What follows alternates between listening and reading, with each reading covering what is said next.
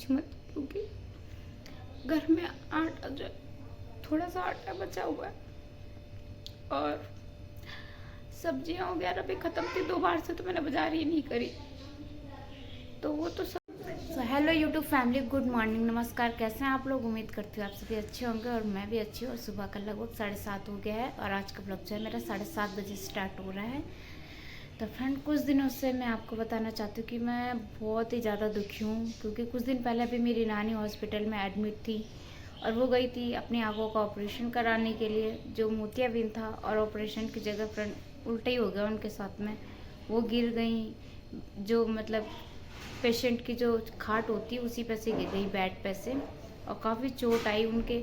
तो उस चोट की वजह से उनका ऑपरेशन टाल दिया गया। लगभग 1 हफ्ते तो वो रही हॉस्पिटल में। उसके बाद उनको डॉक्टरों ने डिस्चार्ज कर दिया, क्योंकि जब मामा बोल रहे थे कि डिस्चार्ज कर दो तो उन्होंने मना कर दिया। फिर दोबारा जब डेट आई ऑपरेशन की, तब उन्होंने फिर कैंसिल कर दिया कि आप पेशेंट को ले जाओ, और अभी उनके काफ़ी चोट है तो इस वजह से ऑपरेशन नहीं हो सकता है। नहीं तो फिर हम ऑपरेशन की गारंटी नहीं ले सकते कि ऑपरेशन के बाद भी इनको मोतियाबिंद से दिखेगा कि नहीं। तो फिर तो मामा आज से 2 दिन पहले उनको डिस्चार्ज करा के लिए आए थे। और उसके बाद फ्रेंड 1.5 महीना हो गया है। 1.5 महीने से ज़्यादा ही हो रहा है।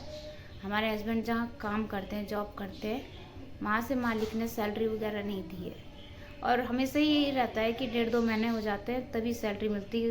1.5 महीने बाद तो कंप्लीट है कि 1.5 महीने बाद सैलरी मिलती है। उससे पहले तो मिलने का नाम ही नहीं कि 1 महीना आपका पूरा होगा तब वो सैलरी देंगे।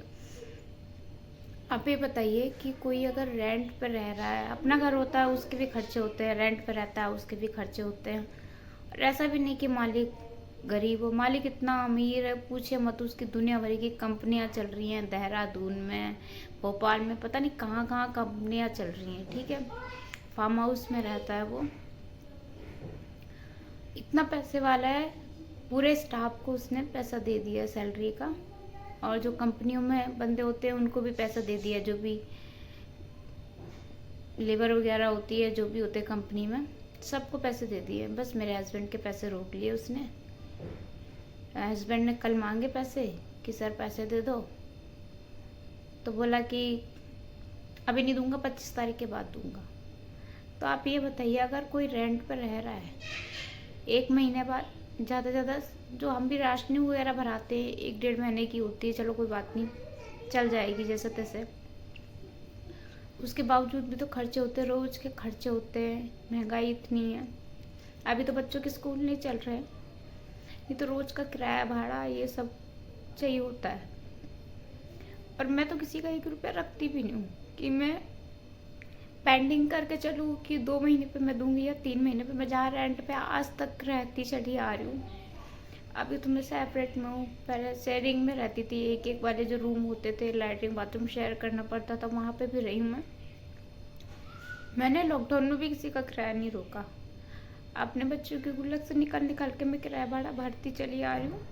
और टाइम पे सबके पैसे दी। जहाँ मैं ट्यूशन दे बच्चों को पढ़ाती हूँ वहाँ पे भी, जहाँ से मैं सामान लेती हूँ रोज़ का, राशनिंग का, चाहे कुछ भी। राशनिंग तो वैसे एक साथ 1 महीने ही का ही भरा लेती हूँ मैं कभी किसी का पैसा नहीं रखती हूँ। टाइम पर टाइम महीना हुआ और आप अपने पैसे पकड़ो, चाहे मेरे पास हो या ना हो। मैं टाइम टू टाइम। और यहाँ हम जहाँ रहते हैं रेंट पे, वहाँ पे भी हम भैया को टाइम पे ही दे देते हैं। हमारी सैलरी पता नहीं कब मिलेगी, लेकिन फिर भी हमारे पास जो पैसे होते हैं सेविंग के, उसमें से हम किराया भाड़ा निपटा देते हैं कि चलो कोई बात नहीं, उनको हम टाइम पे दे देंगे, क्योंकि सबके अपने अपने खर्चे होते हैं। टाइम पे मिल जाते तो टाइम पे उनको भी ज़रूरत हो जाती है, उनके भी काम आ जाते हैं। तो फ्रेंड बताइए, इतनी दुखी हूँ ना मैं, कल से मुझे इतनी ज़्यादा टेंशन हो रही है कुछ मत, क्योंकि घर में आटा जो थोड़ा सा आटा बचा हुआ है और सब्जियां वगैरह भी ख़त्म थी। 2 बार से तो मैंने बाजार ही नहीं करी, तो वो तो सब्जियां मैंने इसलिए नहीं करी, मैंने बोला कि बाजार के लिए 300-400 रुपये एक बाजार के लिए चाहिए। कितना भी कम सामान लेते हैं फिर भी बाजार के लिए, सब्जी के लिए 300-400 रुपये चाहिए। अगर आप हफ्ते भर की बाजार करके लेके आते तो दो बाजार तो मैंने मिस कर दी। अब परसों कोई सब्जी नहीं, दाल खा खा के उब गए। दालियाँ तो खैर मैं एक साथ भरा लाती हूँ, तो दालें बहुत है, दालों की तो खैर कोई टेंशन नहीं, मसालों की कोई टेंशन नहीं। चावल घर में अभी है फ़िलहाल, क्योंकि चावल ज़्यादा ले लिए थे मैंने जो राशन में मिलते, वो ज़्यादा चावल ले लेते तो चावल चल रहे हैं, बच्चों के लिए कोई फ्रूट नहीं आ पा रहा है, जो मैं हर हफ्ते मदनगिरी से जाके भरा के लेके आ जाती थी। और अब सोचिए, मालिक हमसे ज़्यादा जिसकी सैलरी उसको मालिक ने दे दी और हमें सैलरी देने के लिए तैयार नहीं, और ऊपर से बोला कि छोड़ दे नौकरी, आराम कर जाके। अब आप सोचो, बंदा 1-1.5 महीने तक काम करता है, उसके बाद भी अगर उसको सैलरी नहीं मिलती है या वो रोक लेता है तो कितनी मुझे बददुआ निकलती है, कितना दुख होता है। बस मैं इतनी ज़्यादा टेंशन में हूँ, मुझे पता नहीं क्यों ये पैसे वाले लोग, कुछ लोगों की बात कर, कुछ पैसे वाले लोग ऐसा क्यों करते हैं। तो कल मेरे हस्बैंड जैसे ही ड्यूटी से आ रहे होंगे, मेरे बच्चों ने रेलिंग से देखा आते हैं तो इनके लिए चीज़ तो जरूर लेके आते हैं, 5-5 रुपए की जो भी चीज़ होती है। तो मेरे छोटे वाले ने ये देखिए, इनका फेस देखिए आज।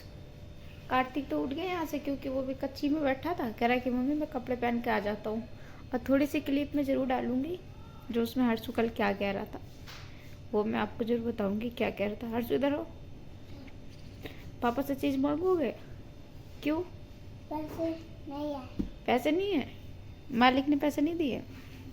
क्यों?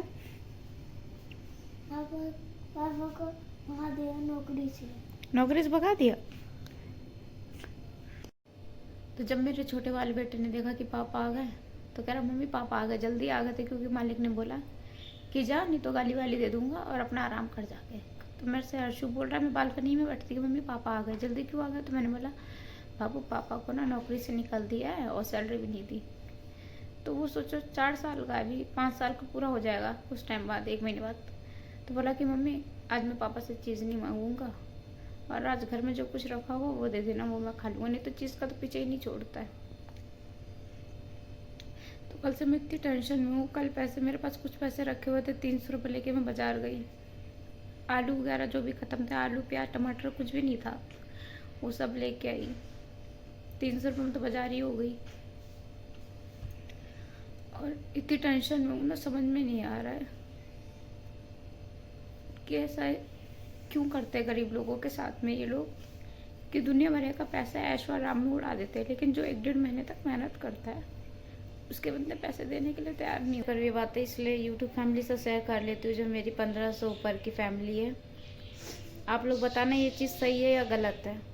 किसी का पैसा खाना, किसी से मेहनत करवाना, उसके बाद उसका पैसा नहीं देना, ये सब ठीक है? वो भी उन लोगों के लिए जो बड़े लोग अपने मतलब नौकर लोगों के साथ में, या मतलब जो उनका काम कर रहा है उनके साथ में ये सब करना ठीक है, जायज़ है या गलत है? आप लोग ये चीज़ तो मुझे ज़रूर बताना। और मेरे हस्बैंड का क्या काम है वो भी मैं आपको बताती हूँ। मेरा हस्बैंड जो है फील्ड लाइन में है, पहले ओखला में एक कंपनी थी उसमें करते थे फील्ड लाइन में, अब वो साकेत में ऑफिस है। तो अब ऑफिस के भी जैसे काम होते हैं, कहीं बाहर चेक लेने जाना है या और कोई काम है, उस काम से भेज देता है, या रेलवे स्टेशन पे कोई चीज़ आ रही है उसको लेने के लिए जाना होता है। अगर 11 बजे रात को मेरे हस्बैंड घर आ चुके हैं, ठीक है, अगर 11 बजे कोई चीज़ आ रही है तो मेरे हस्बैंड को वो भी रिसीव करने जाना होता है, ठीक है। सिर्फ इस चक्कर में जाते हैं कि चलो कोई बात नहीं, नौकरी यहाँ से चली जाएगी। और अगर घर आ गए, छुट्टी का टाइम है, तब बोल देगा सारा दिन भले ही कोई काम ना करवाए, बैठा के रखे, लेकिन छुट्टी का टाइम है तब कहीं इतनी दूर दूर भिवाड़ी पता नहीं कहाँ कहाँ भेजता है। आप ये सोचो, इतनी धूप में फील्ड पे काम करना कोई आम बात तो नहीं है। मैं तो मना करती हूँ कि फील्ड का काम छोड़ दो, लेकिन तो समझने के लिए राजी नहीं इस चीज़ को। कहीं बैठने उठने वाला एक जगह वाला काम करे, कम पैसे मिलेंगे तो भी ठीक है। इतनी धूप धाप में घर से निकलना कितना मुश्किल काम होता है, और ये मालिक लोग जो होते हैं इतना काम करने के बाद भी पैसे नहीं देते टाइम। अब ये सोचो, हम किराए पर रह रहे हैं, हमें भैया वो, हालांकि भैया हमें कभी टोकते नहीं है पैसों के लिए कि आप पैसे दो, किराया दो, ये कुछ, लेकिन रोज़ के भी तो खर्चे होते हैं, उनके अपने भी कुछ खर्चे होंगे, हमारे भी खर्चे होंगे। और इस वक्त इतनी हालत बेकार है कि पूछे मत, कि वो हमारा किराया मतलब हमें पैसे देने के लिए तैयार नहीं है।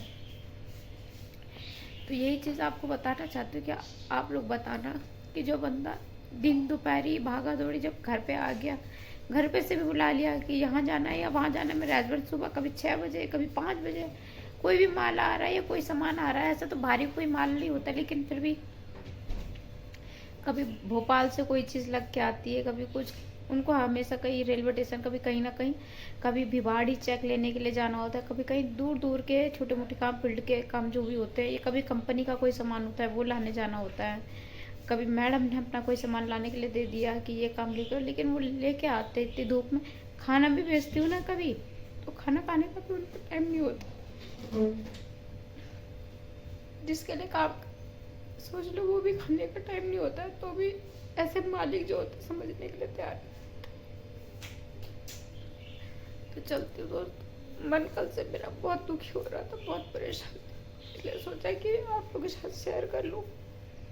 आप लोग बताना ये चीज़ ठीक है कि नौकरी से भी निकाल देना, कि जा आराम कर जाके, नहीं तो गाली वाली दे दूंगा। और सैलरी का तो फिर को पता ही नहीं दे रहा, जा 25 तारीख के बाद देखूंगा। मतलब आपने पूरे स्टाफ को सैलरी दे दी है, कंपनियों में सैलरी दे दी है।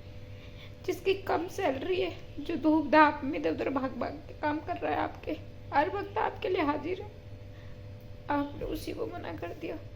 ये ठीक है?